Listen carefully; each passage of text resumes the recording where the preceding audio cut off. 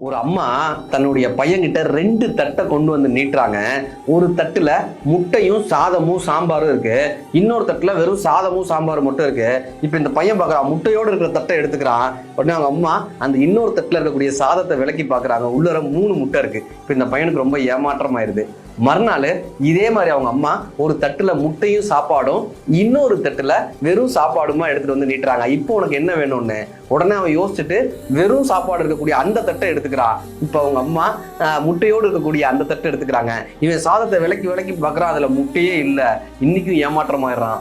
3வது நாள் இதே மாதிரி அவங்க அம்மா ஒரு தட்டுல முட்டையும் சாப்பாடும் இன்னொரு தட்டுல வெறும் சாப்பாடுமா கொண்டு வந்து நீட்டுறாங்க. இப்போ உனக்கு என்ன வேணும்னு கேட்குறாங்க. உடனே நான் சொல்றான், அம்மா நீ எனக்கு அம்மா, என் மேல அன்பும் அக்கறையும் உள்ளது நீதாம்மா.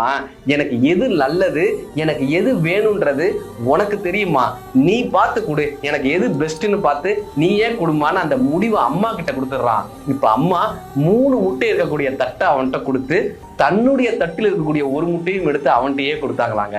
இன்றைக்குமே சில நேரங்களில் நம்முடைய முடிவை நம் மீது அக்கறை கொண்ட நமது அம்மாவிடமோ அப்பாவிடமோ மனைவியிடமோ நண்பர்களிடமோ கொடுத்து விடுவது நல்லது. நம் மீது அக்கறை கொண்டவர்கள் நமக்காக நம்மை விட நல்ல முடிவையே எடுப்பார்கள்.